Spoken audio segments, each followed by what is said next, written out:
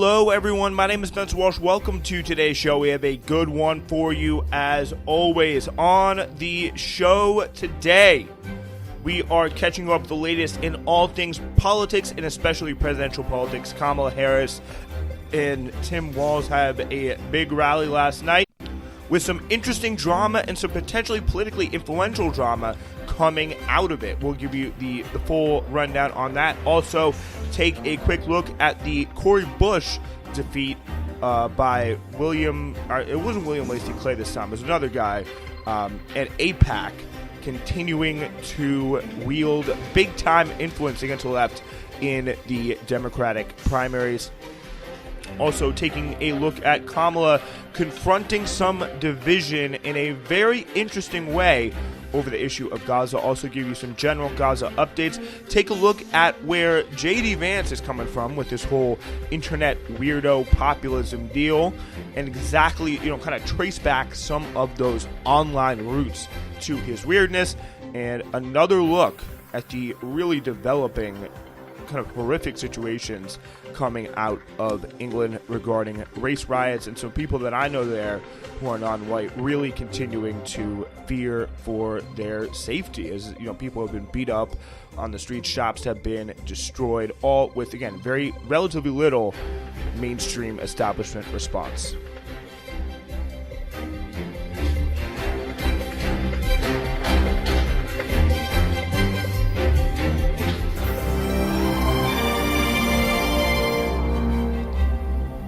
All right, from the New York Times here, we got some of the bit of the latest on the presidential race, with Donald Trump saying on his social media site that he would hold a news conference this afternoon at Mar-a-Lago, the first such event he's held in months. And I had this sense, just looking at the way the Republicans have been so flat-footed, the really poor quality of the tax that they have levied at the Democrats. This what are they doing? This Kamala. Like this really weird kind of defies the rules of phonetics, this nickname that they're giving her. It's just really bad, low effort, low quality. They don't seem to have a lot of anything that's sticking. And you could tell they're really getting blown away by this honeymoon period that's in effect now for Kamala, and they just don't know what to do. They don't know how to turn the tide in a way that they feel is going to be effective. And also, I think it comes part of the fact that, due to decisions that he's already made, due to the fact he's got J.D. Vance, due to the fact that he spent so much time talking to he's way more, I think he's more personally obsessed, if that's even possible, than when he ran in 2016, but he's talking more about issues that only he cares about. He's talking about, Hannibal Lecter, and the fact that he thought that asylum seekers come from an insane asylum, not, they're seeking asylum as a legal process in the border. That was apparently the root of this, long-running Hannibal Lecter, out of the asylum bit. He's like, they're releasing them all from the insane asylum to come over here, like Hannibal Lecter, no, Trump, they're seeking asylum here. It's just somebody who is really probably even more stupid than a good portion of the audience, if that was even possible. But, he's really seemed blown away. He has seemed kind of unable fundamentally to respond to the massive, massive amounts of pressure that's been put on him. And also, he's not running that same campaign where he is really not as much in touch with the kind of forgotten man, the silent majority, because he has spent so much time promising the world to these billionaire fundraisers. He cannot go out and do some of the same, drain the swamp type rhetoric that we saw in 2016, which I think really did propel him to win. It's kind of this true change candidate in a time where so many people wanted that change. And also, if you look at it now, also, he does have a pretty solid, he does have this pretty solid case on the other side to contend with Kamala Harris, making the case for, hey, I'm going to be the first female president. I'm going to be, black woman president. That's, for a lot of people, even if they don't, sign up to that kind of whole racial politics agenda, they're going to see, it's a pretty big change there. So he has a lot of headwinds going against him. We'll see how he handles his 2024 news conference. But I will tell you, I wrote in my notes, I timestamped it and everything about 2 days ago, Donald Trump will not be on the ballot by November. Like, he drops out. He gets too, he doesn't want to lose again. He doesn't want to have to go through all the process. He doesn't want to have to, meet with Twitch streamers and get, stupid cyber trucks from them. He just wants to go back home to Mar-a-Lago and watch, listen to the soundtrack of Andrew Lloyd Webber musicals all day, as he's known to love to do. So that seems like something that I can imagine happening. Obviously, it's very, very unlikely. I'm not going to say it's a guarantee or anything. But for when it does happen, I'm staking my claim now as the first to have predicted it. If it doesn't happen, well, then I guess I'm wrong. So meanwhile, we had Vice President and Kamala Harris and her new running mate, Governor Tim Walz of Minnesota, canceled a rally in Raleigh, North Carolina, on Thursday, an event in Savannah, Georgia on Friday morning. The Trump campaign also canceled Thursday events in Raleigh and Oakboro near Charlotte. Both campaigns will head west to resume events on Friday evening. Harris and Walz were in Detroit on Wednesday for a rally where Shawn Fain, the president of the UAW, the influential union that endorsed Harris last week, helped welcome them. Before she leaves Detroit, Harris is scheduled to meet with Fain on Thursday. The UAW, about 370,000 members, has large presences in key battleground states like Michigan and Wisconsin. That's something they've been able to, wield their influence under Shawn Fain a lot more successfully and he is somebody who has been very, very effective on that front. He, not just in terms of getting Kamala and getting Joe Biden, maybe Joe Biden, by all counts, seems to be a little bit more open to considering these pro-labor policies than Kamala, but we will see if he's able to use his interest on that, and for Kamala to move beyond the words when it comes to taking bigger action in Gaza. I think this is going to be, going to be very interesting to see, because his union has come out being pretty, pro-Palestine, and does have a long history of, for example, working together to take on apartheid South Africa with various other unions and various other levers of the government. Although obviously America is very, very slow on that, but also, Walz continuing to make pretty good impressions. He, again, comes off as this normal guy, but also somebody comes off actually cares about listening to people and, being more in touch with the Democratic base, although it hasn't really seemed to make much of an impact yet. Look for, I think, his ability to kind of reach out to people and look for them to try and use that more. And do it more effectively. Try to lean on that kind of outreach ability that Walz has, probably better than Kamala Harris. Look for them to kind of use that ability to handle some of the stickier conversations that we could see coming down the road with Democratic base, various parts of the Democratic base over the years. Biden ended his campaign last month. Will surely show encouragement when he visits the Harris campaign headquarters, formerly the nerve center of his re-election operation in Wilmington, Delaware, on Thursday evening. So again, maybe he'll be on the phone again. Who knows? But Harris and Walz made a splash in the upper Midwest on Wednesday with large rallies in Eau Claire, Wisconsin, and Detroit. The Harris campaign said 15,000 people attended the Detroit event, which appeared to make it her largest yet. Senator J.D. Vance of Ohio, Trump's running mate, followed the Democratic ticket with modest appearances in these same two cities. Meanwhile, Trump is calling for an end to taxing Social Security benefits, a potential boon for retirees that could cost the federal government as much as $1.8 trillion in revenue over the decade and hasten the depletion of the program's financial reserves. So, a very interesting play there by Trump, helping seniors in the very short term, saying, don't you not want to let your younger ones, bankrupt the government? We're going to take it away Social Security after that. We got it, but we got to get it to you now. And then that also helps the rich people that are supporting his campaign this time around that actually do want cuts to Social Security by bankrupting it, but still managing to give it all the way to his key voter base, which is the older, non-college educated white voters. Meanwhile, Tim Walz, the Democratic pick for vice president, former factory worker, football coach, and school teacher who never attended an Ivy League school. His humble roots and Midwestern appeal have guided him on what has been an unlikely path to his place at Harris's side. Now, something I really do respect about him, no real estate, no investments, no anything like that. His only assets are, public state teacher pensions, which I think is a really pretty awesome thing and very, very rare to see in politics. Vance, who served for 4 years in the Marines, attacked Walz, whose career in the National Guard spanned 24 years, on his military record, accusing him of retiring early to avoid being deployed in Iraq in 2005. The criticisms of Walz were first raised during his campaign for governor in 2018. And if you're in 24 years in the military, I feel like you can retire whenever you want. That's just me. But we also have to get into some pretty sad news. The American Israel Public Affairs Committee played a critical role in the primary defeats of two left-wing squad members recently, most recently Cori Bush earlier this week in Missouri.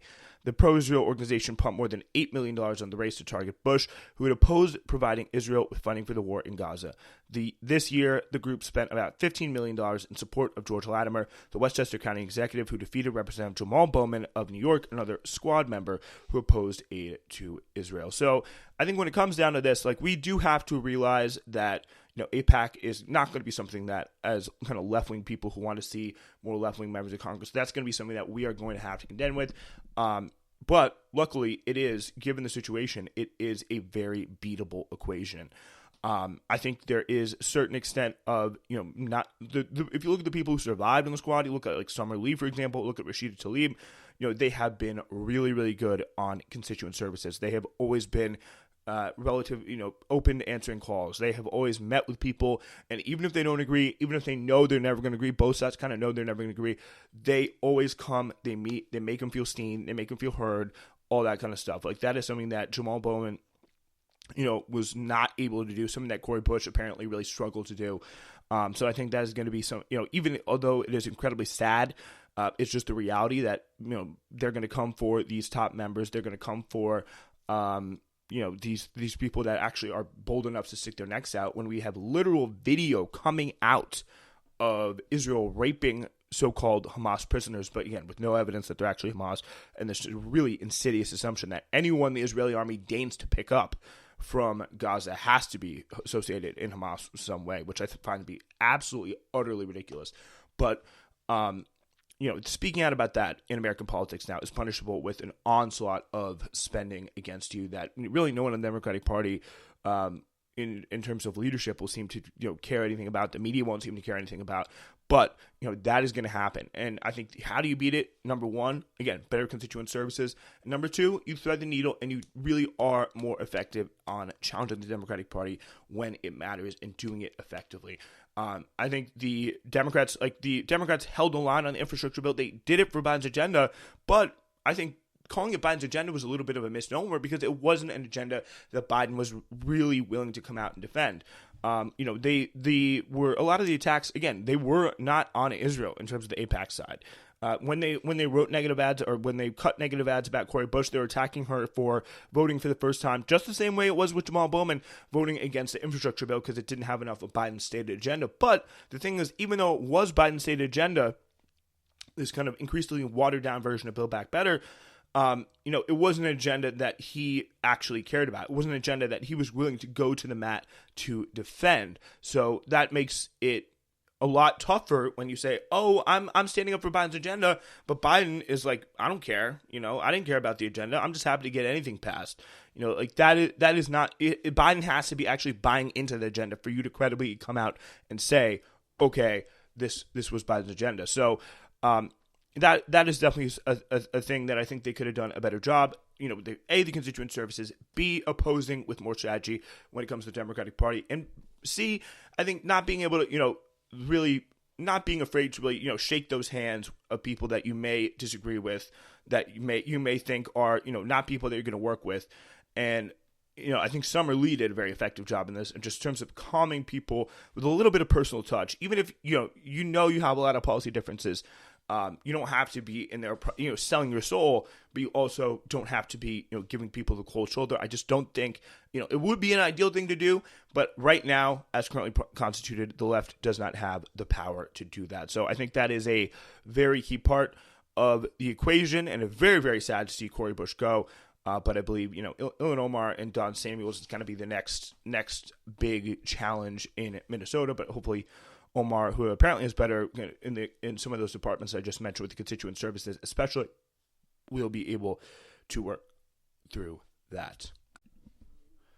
All right, I really think this is worth zooming in on here. This is the Kamala Harris rally last night in Detroit. Before Vice President Kamala Harris confronted pro-Palestinian and anti-Gaza war protesters on Wednesday at a campaign rally here. This is, again, in the New York Times, so it's going to be very interesting to see how they frame this here. She faced demands from the leaders of the group that has mobilized voters to protest the U.S. government's support for Israel.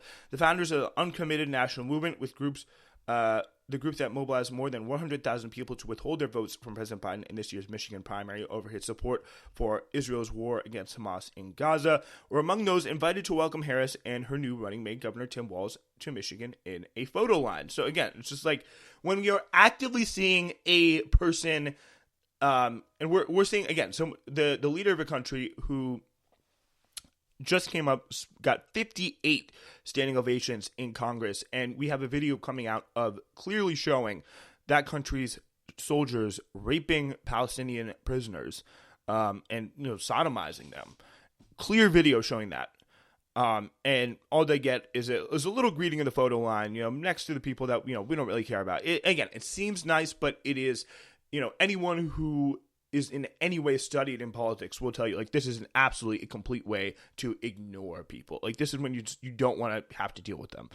The founders of the group, Abbas Alawiya and Leila Elabed, say they asked Harris for a meeting to discuss an arms embargo on Israel. After 10 months of war, Gazan health officials say nearly 40,000 people, many of them women and children, have been killed. In a statement, a Harris campaign spokesman said that only that in this brief engagement, the vice president reaffirmed that her campaign will continue to engage with those communities. So again, you cannot get more Democrat than that. We see you. We hear you. You're valid. Now go away. Do you want Trump to win? So again, Harris emerged as a more empathetic voice in the administration, according to the New York Times, which again, I think is something that the Democrats would like you to believe. And this is kind of the Democratic Party narrative that the New York Times is kind of platforming here. But I think there is really no evidence of that. Like, the only thing that I think is different is that she will have a kind of more traditional strategy and maybe be able to play off a little bit better the "we see you, we hear you" type of deal. But even now, with the clip that I'm about to show you, that may be put into question. She essentially said all the same things that Biden does.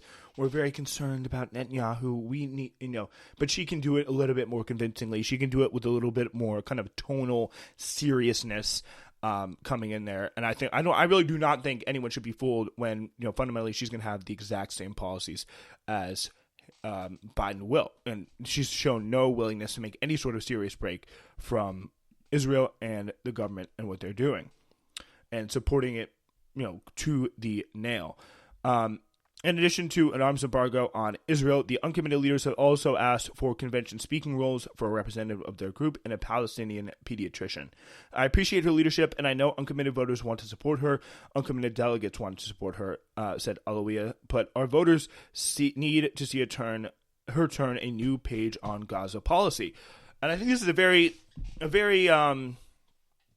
very interesting kind of dynamic here, because we aren't seeing, there's been some kind of more agitative elements of the kind of whole coalition of groups, very small groups that are supporting Palestine, from the left of the kind of broader political spectrum.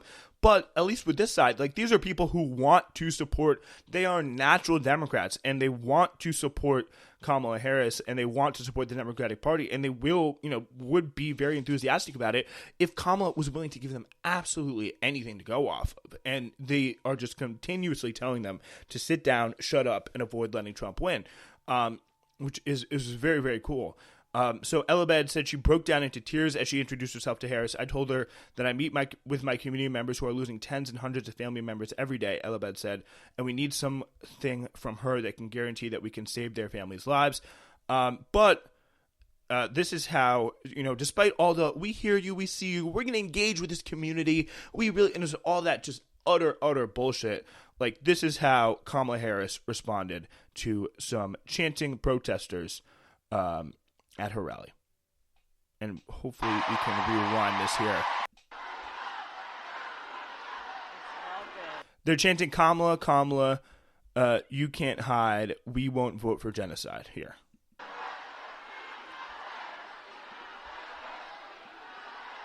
I'm here because we believe in democracy. Everyone's voice matters, but I am speaking now. You know what? If you want Donald Trump to win, this is after a second that, interruption. Otherwise, I'm speaking. She says, if you want Donald Trump to win, otherwise say that, or say that, otherwise I'm speaking. So again, just really, really just very Hillary Clinton levels of just disdain and scorn for people. I think, Biden was probably too confused to do a little clap back from the podium like that, but he probably would have if he could. He just didn't have the, the kind of quickness. But, the crowd then roared disapproval. And again, I think it's very, very interesting to see a lot of people on a lot of different levels saying, you know what, now that we have our nominee, now that we're all happy, we're united in the Democratic Party, Kamala's so brat, Tim Walz is so high school football coach, like, we need to just forget about Palestine. It's like a Toy Story, Andy chucking Woody, I don't want to play with you anymore. Like, it's really, really horrific to see when all this stuff is happening just as much, if not more. And we'll get into it right in a second. Like, all this stuff is happening.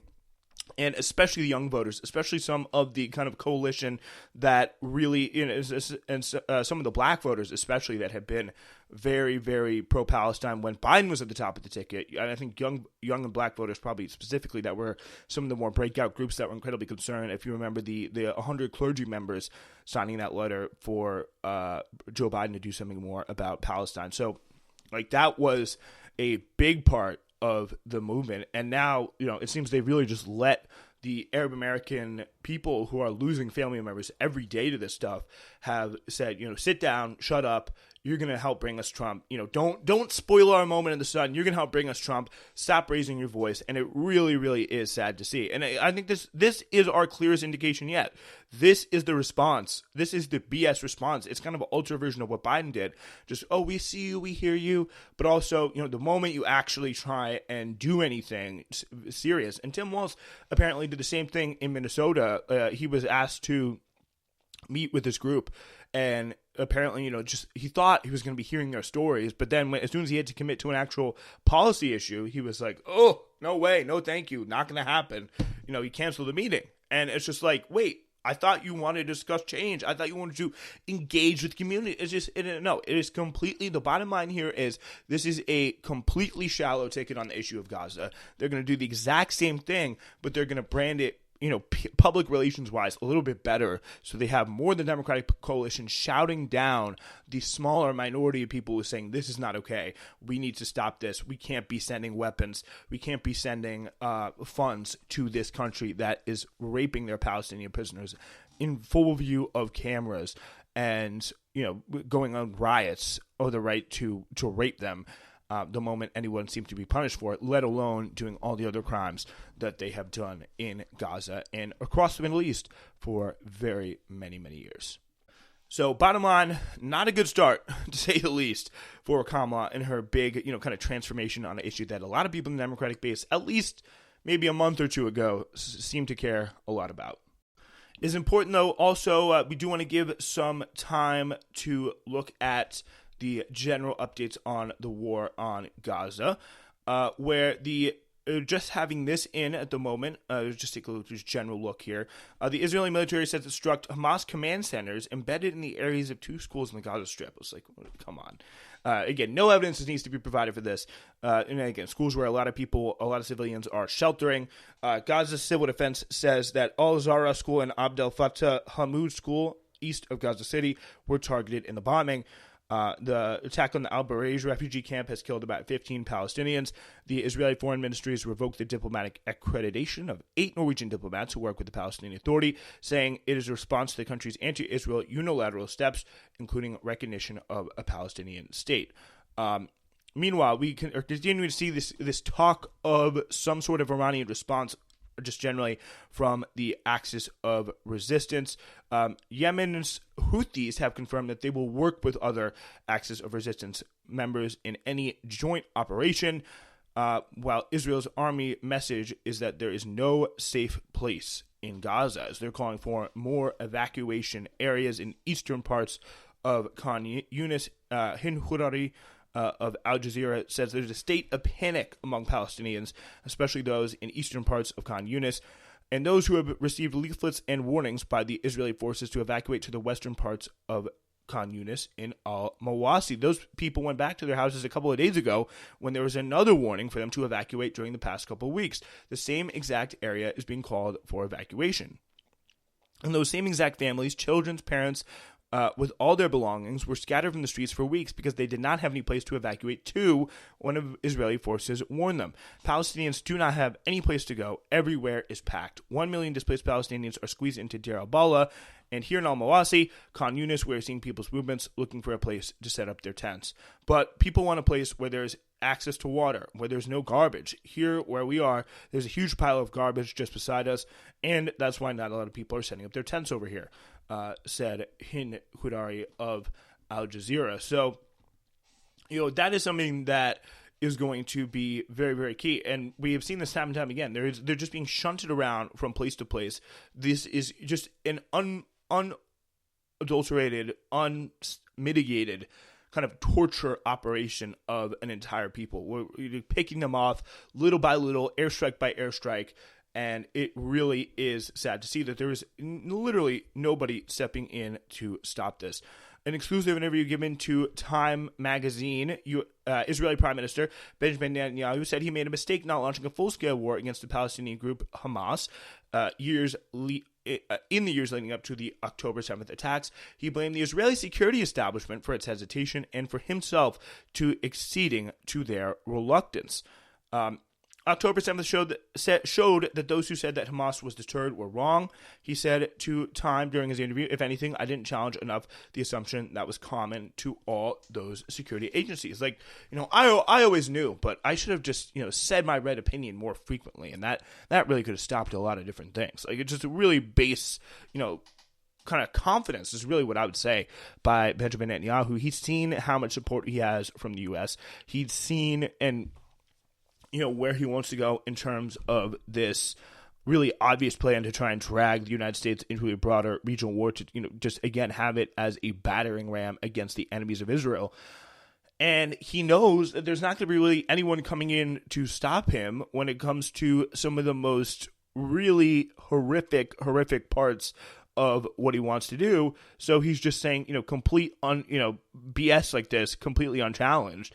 And it really is quite eye-opening to see. There's always going to be a little bit of a blame game between the more moderate kind of security forces politically and then the more, Jewish power elements of, Netanyahu's coalition and his ilk. But this is definitely something that, another reason why he wants to hold on to power is to avoid this inquisition from the security services and others into his handling. And he's already there very, very clearly setting up the blame game on that to make sure that, when this war inevitably does, come to an end, he looks better and he can begin to point the finger right on those, overconfident, complacent security forces. Given where we are time-wise at the moment, I do want to close on this piece. Unfortunately, we won't have any time to talk about the UK today, although we talked about it on our last show if you want to go catch up on that. This is a great piece here from Ben Burgess. The J.D. Vance got his faux internet populism from weirdos online. There have been many strange moments of this presidential election cycle. Hulk Hogan ripping off his shirt at the RNC while screaming about Trumpomania. Oh, we already forgot about that. Is crazy that was that recently. Wow. The current president and his immediate predecessor had a debate where they spent more than a minute arguing about their respective golf games. The fallout from that debate was so bad that Biden had to drop out of the race, the first time a sitting president hasn't sought re-election since Lyndon Johnson in 1968. Trump survived a near-miss assassination attempt and didn't even get a bump in the polls, and he'd chosen a running mate that once dubbed him America's Hitler. That's all in the last 6 weeks. Even in a cycle crammed to the gills with so many strange occurrences, though, the one that's the most strangest to me was that the controversy over J.D. Vance's comments on federal action to prevent women in red states from crossing state lines to get abortions, on the face of it, was a boringly normal election year incident.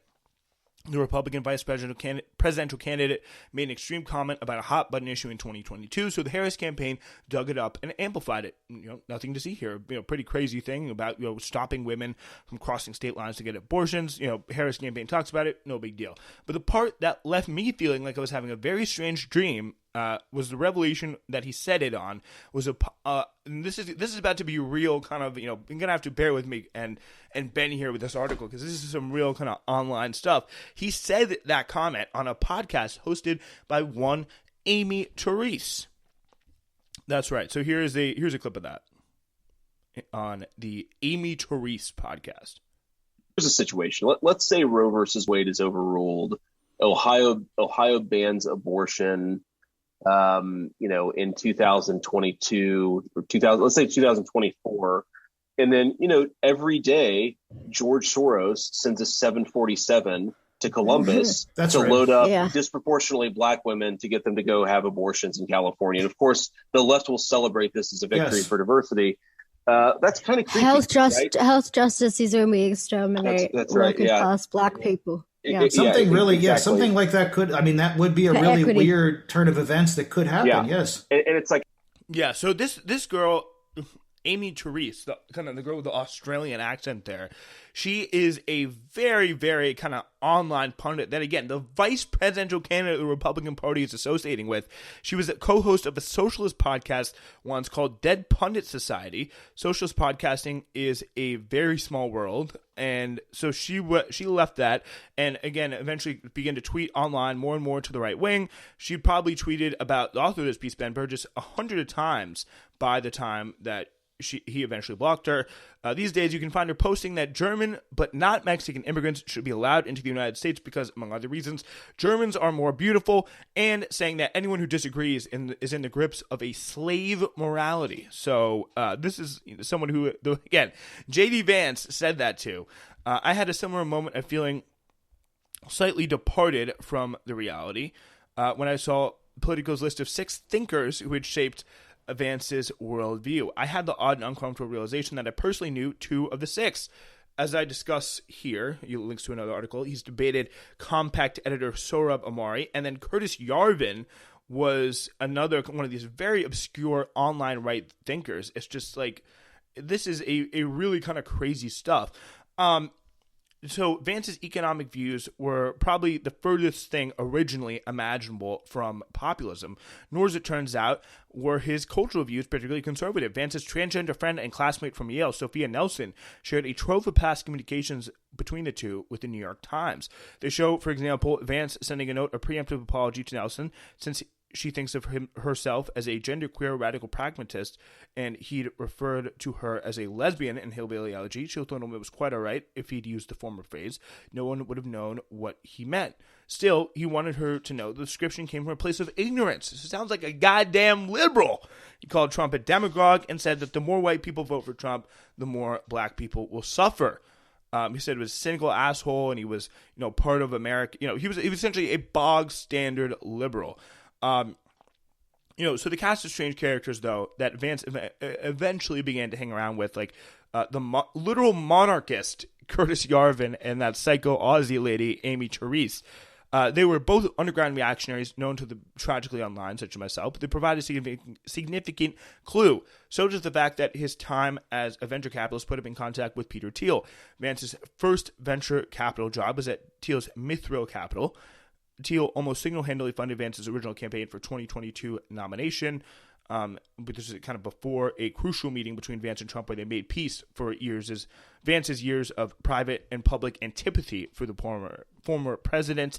Thiel, too, has been a kind of a big fan of reactionaries such as the monarchist Curtis Yarvin. And if you hang out with ordinary people in culturally conservative parts of the country and tell them that Vance told an interviewer a couple of years ago that we're in a, quote, late Republican period, unquote, where extreme measures might be called for, implicitly drawing an analogy to Augustus ending the Roman Republic and making himself emperor, you're going to get a lot of confused looks. If you tell the same thing to Claremont Institute interns with Roman statues in their Twitter profile pictures, they'll eat it up. Let's not even get into the book Vance blurbed a couple of years ago, calling for making teachers' unions illegal and praising bloodthirsty Chilean and Spanish dictators Augusto Pinochet and Francisco Franco for knowing how to deal with the unhumans on the left. In full view of the company he's kept these last few years and the arc of his political evolution, it's pretty clear. Vance's current rhetorical posture is not the result of his early experiences in Kentucky. Instead, it was grown in a petri dish of edgy online right-wing discourse. And I think that's a part of why he is so unnatural. Like, he's always been a bit of a nerd, a bit of this kind of venture capitalist guy, but he, I think maybe naturally, is more comfortable among the liberals, more comfortable among the the fancy fundraisers and the ballrooms and, hanging out with people of different backgrounds and different gender identities and different sexualities. But, it's kind of impossible to know how authentic this, conversion is. But him just spending so much time online with people like Amy Therese, with people like Curtis Yarvin, who's this literal monarchist, who again, and he's saying things like the late Republican period, and we need to find the American Caesar. Like this kind of stuff is a big reason why that weird attack from Tim Walz, although I doubt he knows who Amy Therese is, but the weird attack by Tim Walz is so dang effective, and why this whole ideology is just so poison, and why J.D. Vance is doing so badly as the vice presidential pick. He's just not a normal person and doesn't, associate with a lot of different things that a lot of normal people associate with. Like, he's not going to have a kind of charming high school football coach story. He's going to have the story about the time that he talked to, again, someone with like this Roman kind of statue political avatar and said that we need to, stop black babies from being killed by abortions, like this kind of weird, very, very weird business that does not sound normal to most people. And that's why it was such a big flaw in the plan for Trump to come out and pick him, because of this just real rank abnormality. And, it is a good thing that really projectiled a lot of the Democratic momentum after he did that, and with Biden dropping out, only helping matters. All right, so we got for you guys today. We will be back maybe on Friday, or maybe not. It's Newsflash.